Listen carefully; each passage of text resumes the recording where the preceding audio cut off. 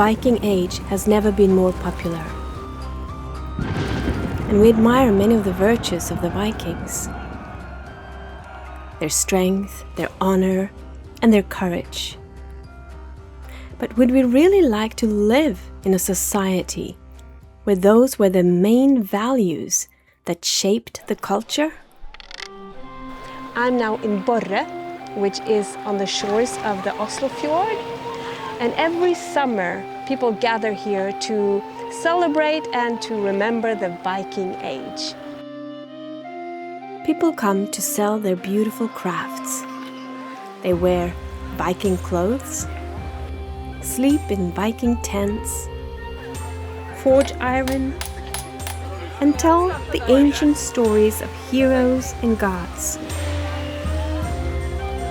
And for a few days, they taste a world that has captured the imagination of people across the globe.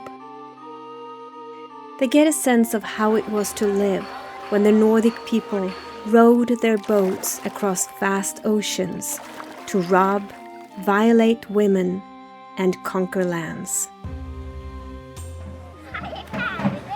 We burn and steal and plunder on Lindisfarne Island, their ashes on our train. We gobble golden gemstones and trolls to tell them tale. We fill our ships with treasure and ride some rocks for pleasure and drink of boiler ale. Of course, most Vikings lived quite peaceful lives, like these, preoccupied with daily tasks, and living close to nature and each other. Whether at war or peace, honor was the main thing to uphold, not only for yourself, but for your whole clan. A bad reputation could destroy everything.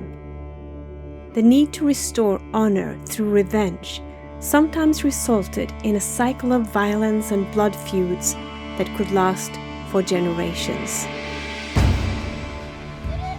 There were other aspects of life that could be very difficult.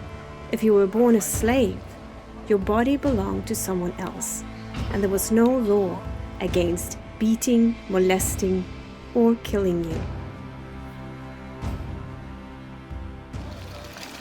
If you were a handicapped baby, you would most likely be put out into the forest to die.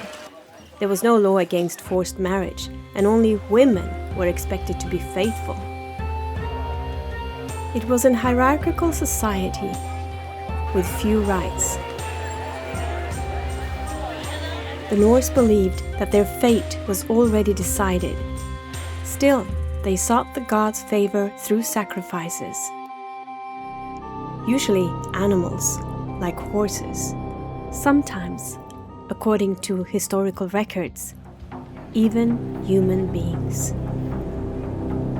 Blood sacrifices could appease the gods, bring fertility and victory. But even the gods were subject to fate. The one-eyed god Odin knew that Ragnarök was coming. One day the world would burn, the gods would fall, and a new day would dawn.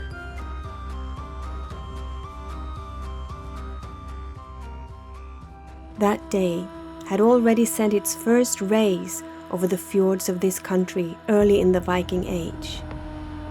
Its story was very different to the story of the fierce and fertile gods of the Norse. Not a story of flawed gods demanding blood, but of a mighty and merciful God who shed his own, providing for mankind the ultimate sacrifice once and for all, thereby ending all blood sacrifices. If you had lived as a Viking, would you have welcomed that message? Or would you have sought to preserve the old gods? Did Christianity really destroy Viking culture? Or did it transform something that was already ripe for change? In my next video, I will explore how the Christian worldview worked its way into the hearts and minds of the Vikings and shaped the nation of Norway. If that interests you, subscribe and join.